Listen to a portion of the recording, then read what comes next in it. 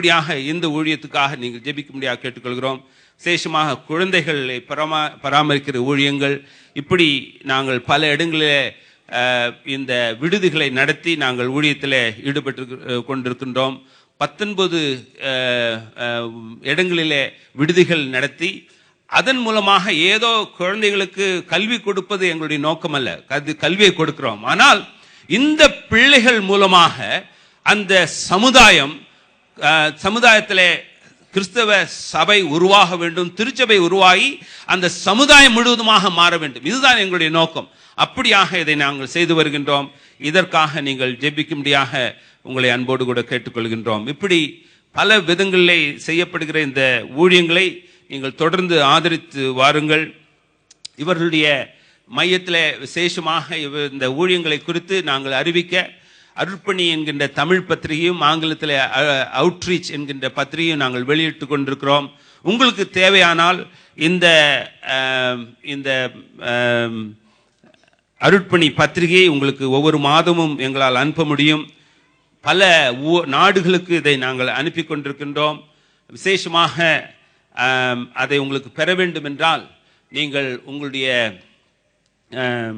Email ஐடியை கொடுப்பீங்கன்னா, இந்த படிவத்தில் நீங்கள் எழுதி கொடுத்தீங்கன்னா உங்களுக்கு அதை நாங்கள் அனுப்புவதற்கு எங்களுக்கு வசதியாக இருக்கும். ஆகினால நீங்கள் ஆராதனை முடிந்து செல்வதற்கு முன்பாக நீங்கள் அதை செய்யும்படியாக கேட்டுக்கொள்கிறேன். ஒரே ஒரு காரியத்தை நான் சொல்லி செய்திக்குள்ளே நான் கடந்து செல்ல விரும்புகின்றேன். ஹோ மக்கள் மையத்தில், இதுக்கு முன்னால் இருக்கிற ஸ்லைட், ஹோ மக்கள் மையத்தில் ஊழியத்தை நாங்கள் 25 வருடங்களுக்கு முன்பாக ஆரம்பித்தோம். இந்த ஊழியமானது ஆரம்பிக்கப்பட்ட பொழுது அது எப்படி ஆரம்பித்தோம் என்றால், கிரஹாம் ஸ்டெயின் அவருடைய 2 பிள்ளைகள் எரிக்கப்பட்ட சம்பவத்தை நீங்கள் கேட்டிருப்பீர்கள். கிரஹாம் ஸ்டெயின் அங்கு ஊழியம் செய்ய அவர் வந்த பொழுது அவர் சந்தாளி மக்கள் மையத்தில் ஊழியத்தை செய்து கொண்டிருந்தார். அவருக்கு நன்றாக ஒரியா பேச தெரியும், சந்தாளி பேச தெரியும். அவர் ஊழியத்தை செய்கிற சமயத்தில் அவர் என்ன செய்தார், ஒவ்வொரு வார சந்தைக்கும் போய் அங்க இருக்கிற மக்களை சந்தித்து அவளுக்கு ஆண்டவருடைய வசனத்தை கொடுப்பார்கள். இப்படி அவர் செய்து கொண்டு வருகிற வேளையில ஒரு நாள் அவர் ஒரு மனிதன் அவரிடத்துல வந்து, எனக்கும் நீங்க கொடுக்கறத அதை கொடுங்க அப்படின்னு கேட்ட பொழுது இவர் சொன்னார், இதை நீ வாசிக்க முடியாதுப்பா அப்படின்னு சொன்னார். அப்ப அந்த மனிதன் கேட்டான், ஏன் என்னால் வாசிக்க முடியாது, என்ன தருகிறீர்கள் என்று கேட்டார். இது கடவுளுடைய வார்த்தையை நான் கொடுத்துக்கிட்டு இருக்கேன் அப்படின்னார். அப்ப அந்த மனிதன் கேட்டார், உங்களுடைய கடவுள் எங்க பாஷையை பேசாதா அப்படின்னு கேட்டார். உங்களுடைய கடவுள் எங்க பாஷையை பேசாதா? இதை கேட்ட உடனே அவருக்கு ஒரு பெரிய அதிர்ச்சி ஆகிவிட்டது. அவர் அந்த நாள் முழுவதுமாக அதை குறித்து யோசித்து கொண்டே இருந்தார். இப்படியாக ஹோ மக்கள் மையத்தில் நான் இருக்கிற இதே இடத்திலேயே சந்தாளி மக்கள் இருக்கிறார்கள், அவளுக்காக ஊழியம் செய்கிறேன். அதே விதத்திலேயே நான் ஹோ மக்கள் மையத்திலே நான் ஊழியம் செய்ய வேண்டும் என்று சொல்லி அவர் பாரப்பட்டு இந்திய அருட்பணி இயக்கத்தின் தலைவர்களுக்கு எங்களுடைய பகுதியிலே இருக்கிற ஹோ மக்கள் மையத்தில் ஊழியம் செய்வதற்கு வாலிபர்களை அனுப்புங்கள் என்று சொல்லி கேட்டபடினாலே அங்கே 2 வாலிபர்களை நாங்கள் அனுப்பினோம். அதன் விளைவாக அங்கே சபைகள் ஸ்தாபிக்கப்பட்டது ஹோ மக்கள் மையத்தில். ஆனா 1999 ஆண்டு ஜனவரி மாதம் 21ஆம் தேதி இவர்கள் கிரஹாம் ஸ்டெயின் அவருடைய 2 பிள்ளைகள் தீமோத்தி பிலிப் இவர்கள் எரிக்கப்பட்ட பிறகு அங்கே இருக்கிற அரசாங்கம், அங்கே இருக்கிற போலீஸ், அங்கே இருக்கிற அதிகாரிகள், கலெக்டர் எல்லாரும் எங்களை கூப்பிட்டு, இனிமே உங்க ஊழியர்களை இங்க வைக்கக்கூடாது, அவர்கள் கிராமத்திலே தங்கக்கூடாது என்று சொல்லிவிட்டார்கள். அப்ப நாங்க என்ன செய்வது, இந்த ஊழியத்தை எப்படி இதற்கு முன் இதை கொண்டு செலுத்துவது என்று தெரியாமல் நாங்கள் யோசித்து கொண்டிருந்தோம், ஜெபித்து கொண்டிருந்தோம். அப்ப அங்க இருக்கிற வாலிபர்கள், இந்த தம்பிமார்கள், அவங்க பேர் ரூபன், பாண்டியா, சாது, இப்படிப்பட்டவங்கெல்லாம் எங்ககிட்ட சொன்னாங்க, நீங்க எங்களுக்கு போதீங்க, எங்களை நீங்க பயிற்றுவீங்க, நீங்க வரலன்னா கூட பரவாயில்ல, நாங்கள் போய் சபைகளை உருவாக்குகிறோம், சபைகளை நாங்கள் ஆராதனைகளை நடத்துகிறோம், நாங்கள் ஊழியத்தை செய்கிறோம் என்று அவர்கள் முன் வந்தார்கள். அதன் விளைவாக அவர்களை நாங்கள் பயிற்றுவித்து இன்றைக்கு ஆண்டவர் 23 ஆலயங்களை அங்கே தந்திருக்கின்றார். ஆண்டவர் செய்கிற காரியங்களை நீங்க பாருங்க. கிரஹாம் ஸ்டெயின் இறந்த பொழுது அங்கே 4 சபைகள் மாத்திரமே இருந்தது. இன்றைக்கு நாங்க எங்களுடைய ஊழியர்கள் அங்கே போய் அந்த கிராமத்தில் ஊழியம் செய்யலாம். ஆனா இவங்க தான் ஊழியம் செய்யறாங்க. ஒவ்வொரு நாளும் அங்கே ஆண்டவரை ஏற்றுக்கொள்ளுகிற மக்கள் வந்து கொண்டிருக்கிறார்கள். ஆயிரக்கணக்கான மக்கள் அங்கே வந்து கொண்டிருக்கின்றார்கள். 25 ஆண்டுகளாக நடைபெறுகிற ஊழியத்தை நாங்கள் பார்க்கும் பொழுது எங்களுக்கே அது புல்லரிக்கின்றது. கர்த்தர் செய்கின்றார் இந்த பெரிய காரியத்தை. கர்த்தர் தம்முடைய சபையை கட்டிக்கொண்டு வருகிறார். எந்த விதமான அரசாங்கமும் எந்த விதமான அதிகாரமும் கர்த்தருடைய சுசேஷத்தின் பரம்புதலை தடுக்கவே முடியாது என்பதை நாம் பார்த்து கொண்டே வருகின்றோம். ஹல்லேலூயா. கர்த்தர் இந்த காரியத்தை செய்து கொண்டு வருகிறார். இந்த ஊழியங்களுக்காக தொடர்ந்து ஜெபிக்கும்படியாக உங்களை கேட்டுக்கொள்கிறேன். நாம் கர்த்தருடைய செய்திக்காக நாம் கடந்து செல்வோம்.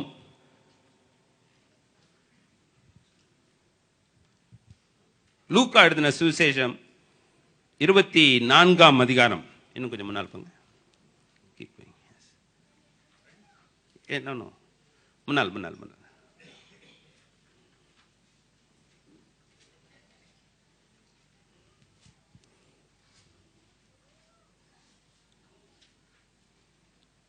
முன்னால் முன்னால். Keep going. Forward. Forward, yes. இயேசுவினுடைய சாட்சிகளாக நாம் இருக்கும்படியாக கர்த்தர் நம்மை அழைக்கின்றார். 24ஆம் அதிகாரம் லூக்கா 48ஆம் வசனத்தை வாசிப்போம். நீங்கள் இவைகளுக்கு சாட்சிகளாய் இருக்கிறீர்கள். நீங்கள் இவைகளுக்கு சாட்சிகளாய் இருக்கிறீர்கள். உயிர்த்தெழுந்த ஆண்டவர் தம்முடைய சீஷர்களை பார்த்து சொன்ன ஒரு காரியம், நீங்கள் சாட்சிகள். ஏசாயா 43ஆம் அதிகாரம் 11-12 வசனங்களை நாம் வாசித்து பார்ப்போம்னா, இது ஒரு தீர்க்க தரிசன வசனமாக அங்கே சொல்லப்படுகிறது. நானே தேவன் என்று அறிவதற்கு நீங்களே என்னுடைய சாட்சிகளாய் இருப்பீர்கள் என்று ஆண்டவர் அங்கே சொல்லுகின்றார். அப்ப கர்த்தர் தேவன் என்று அறிய வேண்டும் என்றால் அவருடைய ஜனங்கள் இன்றைக்கு அருமையாக ஆராதித்தோம். இதோ மனுஷரின் மத்தியிலே தேவாதி தேவன் வாசு பண்ணுகிறார் என்பதை அறிந்து கொள்வதற்கு தம்முடைய ஜனங்கள் மூலமாக இன்றைக்கு மற்றவர்கள் அறிய வேண்டும் என்று நம்மை சாட்சிகளாக அவர் இருக்க விரும்புகின்றார். ஆனா நாம இந்த காலை வேளையில ஒரு கேள்வி கேட்கணும், நான் எப்படிப்பட்ட சாட்சி? உண்மையாக ஒரு சாட்சியாக நான் இருக்கின்றேனா என்று கேட்க வேண்டும். அருமையான தேவஜனமே, நமக்கு எல்லாருக்கும் தெரியும் நம்ம சாட்சியா இருக்கணும். ஒருத்தர் சொன்னாரு, ஆண்டுடைய வசனம் என்ன சொல்லுதுன்னா, சாட்சிகளா இருங்க அப்படின்னு சொல்லுது, சாட்சி சொல்லுங்க அப்படின்னு சொல்லல. ஆனா இன்னைக்கு சாட்சி சொல்றதுக்கு தான் நிறைய பேர் ஆசைப்படுறோம். சாட்சிகளாக இருப்பதுதான் ஒரு பெரிய சவால். அப்ப நம்ம சாட்சிகளாக இருக்கிற வேளையில அநேகருக்கு பெரிய தயக்கம், பெரிய ஒரு சஞ்சலம். இது எப்படிப்பா நான் சாட்சியா இருக்கிறது, எப்படி ஆண்டவர் பற்றி சொல்றது அப்படின்னு சொல்லிட்டு. இதேதான் அந்த ஆதி நாட்களில் இருந்த சீஷர்களுக்கும் இந்த பிரச்சனை இருந்தது. தங்களுடைய வாழ்க்கையில நான் எப்படி சாட்சியா இருப்பேன் என்று சொல்லி அங்கே பயந்து கொண்டிருந்தார்கள், திகைத்தார்கள். 24ஆம் அதிகாரத்தில் நீங்கள் வாசிப்பீர்கள் என்றால், அவர்கள் கலங்கி பயந்து ஒரு ஆவியை காண்கிறதாக அவர்கள் பார்த்த அந்த சமயத்தில் ஆண்டவர் சொல்கிறார், நீ எனக்கு சாட்சியா இரு. இன்றைக்கு ஒருவேளை கிறிஸ்தவத்தில் நாம் இருக்கிற பொழுது நாம் ஒவ்வொருவரும் அப்படிதான் கலங்கி திகைத்து நான் ஒரு சாட்சியா இருக்க முடியுமா அப்படின்னு யோசிக்கிறோம். இப்படிப்பட்டவர்களுக்கு ஆண்டவர் செய்கிற ஒரு சில காரியங்களை நம்ம அந்த இடத்துல பார்க்க முடியும். என்ன பார்க்கிறோம்னா, 3 காரியத்தை அங்க செய்கிறார். இதே 24ஆம் அதிகாரத்தில் நீங்க பார்ப்பீங்கன்னா அங்க என்ன வாசிக்கின்றோம், 31ஆம் வசனத்தில் ஆண்டவர், உயிர்த்தெழுந்த ஆண்டவர் என்ன செய்கின்றார், அவருடைய கண்கள் திறக்கப்பட்டது என்று பார்க்கின்றோம். அப்ப உயிர்த்தெழுந்த ஆண்டவருக்கு நீயும் நானும் சாட்சியா இருக்கணும்னா நம்முடைய கண்கள் திறக்கப்பட வேண்டும். உயிர்த்தெழுந்த ஆண்டவரை பார்க்க வேண்டிய விதத்திலே பார்ப்பதற்கு என்னுடைய கண்கள் திறக்கப்பட வேண்டும். இது ரொம்ப முக்கியம். என்னுடைய கண்கள் திறக்கப்பட்டிருக்கின்றதா? ஒருவேளை நீங்க சொல்லலாம், என்னுடைய நான் இயேசுவை அறிகிறேன் என்று சொல்லி. ஆனால் இயேசுவை நான் பார்க்க வேண்டிய விதமாக அவரை அருகில் அவரை எப்படிப்பட்டவர் என்பதை நான் பார்க்கின்றேனா? ஏதோ என்னுடைய மனதளவிலே என்னுடைய புத்தி அளவிலே நான் உணர்கிறேனா? நான் எப்படி அவரை அறிகிறேன் என்பது மிக முக்கியம். ஆகையினால கர்த்தர் என்ன செய்கின்றார்? அவருடைய கண்களை திறக்கின்றார். இதே அதிகாரத்தில் இன்னொரு வசனத்தை நாம் பார்க்கலாம். 45ஆம் வசனம். அதுல என்ன பார்க்கின்றோம்? அங்கே கண்களை திறந்தவர் இங்கே வேற ஒரு காரியத்தை செய்கின்றார். 45ஆம் வசனம், லூக்கா 24:45.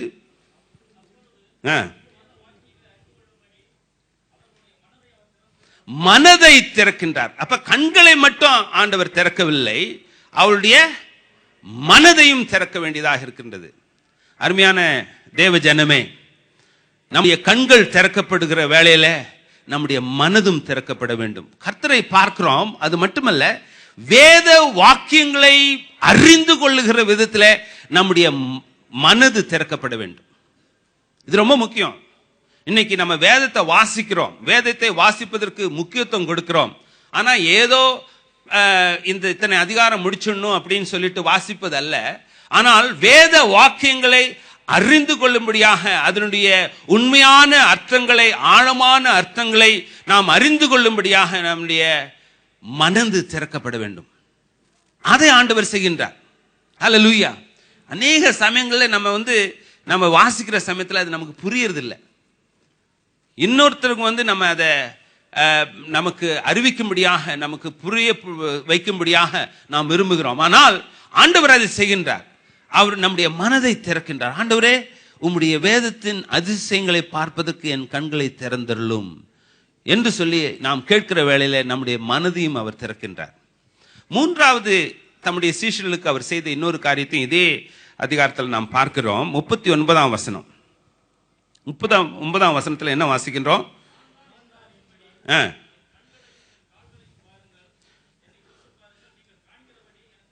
அதை கொஞ்சம் நிறுத்தி வாசிங்க. அதாவது, என் கைகளையும் என் கால்களையும் பாருங்கள்.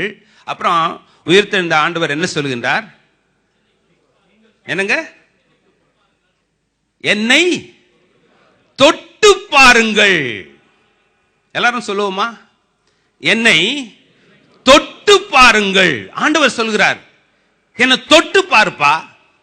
இன்னொரு விதத்துல பார்ப்பீங்கன்னா, நீ என்னை தொட்டு பார்க்கிற வேளையில என்ன உனக்கு நடக்கும் என்பதை நீ பார்க்க வேண்டும். அதை ஒரு சவாலாக சொல்கிறார். நீ என்ன தொட்டு பாரு சொல்றோம்ல, நீ என்ன தொட முடியுமா? நீ தொட்டு பாரு. ஆண்டவரும் சொல்றார், நீ என்ன தொட்டு பார். ஆண்டவரை தொட்டு பார்க்க அழைக்கப்படுகிறோம். லூக்கா, வைத்தியனாகிய லூக்கா இதை எழுதுகிற வேளையில அவருக்கு தெரியும் தொடுதலினுடைய முக்கியத்துவம். ஆகையினாலதான் அந்த தொடுதலை குறித்து நாம் அந்த லூக்கா சுவிசேஷத்தில் வாசிக்கிறோம். அநேக வைத்தியராலே சுகமளிக்கப்படாத இருந்த அந்த பெரும்பாடுள்ள ஸ்திரீ ஆண்டவருடைய வஸ்திர தொங்கலை தொட்டாள். அப்ப ஆண்டவரை தொட்டு பார்க்க நாம் அழைக்கப்படுகின்றோம். எப்படியா ஆண்டவரை தொடருது? கண்களை திறக்க அது புரிகிறது, மனது திறக்கப்படுகிறது, அது எனக்கு புரியுது. ஆனா ஆண்டவர் எப்படி நான் தொட முடியும்? ஆண்டவர் என்ன சொல்றாருன்னா, என்னோடு இருக்கிற உறவுல இன்னும் ஆழமாக நீ வளர முயற்சி செய். என்னோடு இருக்கிற அந்த இன்டிமசி, அந்த ஆழ்ந்த உறவுல என்னோடு கூட இருக்க நீ முயற்சி செய். தேவேந்திர சௌத்ரி அப்படிங்கிற ஒரு பெரிய இன்ஃபோசிஸ் ஆஃபீஸர் தன்னுடைய வாழ்க்கையை குறித்து அவர் சொல்லுகிற வேளையில், அவர் திருப்பதியில் அவர் படித்து கொண்டிருந்தார். திருப்பதி யூனிவர்சிட்டியில் அவர் படிச்சுட்டு இருந்தார். அவருடைய ரூம்மேட் சந்திரபாபு நாயுடு, முன்னாள் ஆந்திரா முதலமைச்சராக இருந்தவர். இவங்க 2 பேரும் இருந்தாங்க. அவர்களுக்கு ஆண்டவருடைய சுவிசேஷம் அறிவிக்கப்பட்டது. தேவேந்திர சௌத்ரி ஆண்டவரை ஏற்றுக்கொண்டார். அப்போ அவருடைய வாழ்க்கையில் அவர் சொன்னது என்னன்னா, நான் தெய்வ பக்தி உள்ளவனாக தான் வாழ்ந்திருந்தேன். எங்கள் வீட்டில் நாங்கள் கடவுளை வணங்காமல் நாங்கள் எங்களுடைய காலை உணவை நாங்கள் சாப்பிட மாட்டோம். அந்த காலையில் எழும்பின உடனே நான் ஸ்நானம் செய்துவிட்டு எங்களுடைய அந்த வழிபடுகிற அந்த இடத்துக்கு நாங்கள் வருவோம். அநேக விக்கிரகங்கள் அங்கே வைக்கப்பட்டிருக்கோம். அதுக்கு முன்னால் என்னுடைய ஈரமான துணியோடு கூட வந்து நின்று தினமும் அங்கே வந்து அந்த விக்கிரகங்களை வணங்கிட்டு போவோம். ஆனால் எந்த விதமான உணர்ச்சியும் எங்களுக்குள்ளே வரல. ஏதோ கடமைக்காக அதை செய்து கொண்டிருந்தோம். ஆனால் என்றைக்கு இந்த ஆண்டவரை நான் அறிந்து கொண்டேனோ, என்றைக்கு இந்த உயிர்த்தெழுந்த இயேசுவை நான் வழிபட ஆரம்பித்தேனோ, என்னுடைய வாழ்க்கையில் ஆராதனை மாறிவிட்டது. காலையிலே அவரை சந்திப்பதற்காக நான் காத்து கொண்டிருக்கிறேன். அவர் வருகிறார், என்னை சந்திக்கிறார். அவர் சொன்ன விஷயம் இப்படி, அவர் வைதிக ஒரு புறமஸ்தர் பின்னணியிலிருந்து வருகிறதுனால அப்படி அவர் சொன்னார், நான் ஆண்டவருக்காக காத்திருக்கிறேன்னு சொல்லிட்டு. நம்ம என்ன செய்கிறோம்? ஆண்டவரை காக்க வைக்கிறோம். அவர் வருவதற்காக அவர் சொன்னார், நான் ஆண்டவர் வருவதற்காக எதிர்நோக்கி காத்திருக்கிறேன்னு சொல்லிட்டு. இன்னைக்கு நம்ம காலையில் எழும்பி ஆண்டவரை தரிசிக்கிறோமா, ஆண்டவரை ஆராதிக்கிறோமோ, ஏதெல்லாமா செய்துட்டு இருக்கோம்.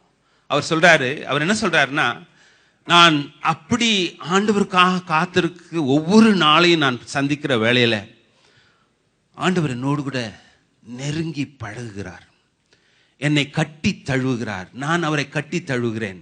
அவருடைய வார்த்தையினாலே என்னை பலப்படுத்துகின்றார். தினந்தோறும் அந்த இன்டிமேட் ரிலேஷன்ஷிப்ல இருக்க ஆண்டவர் எனக்கு உதவி செய்திருக்கிறார்.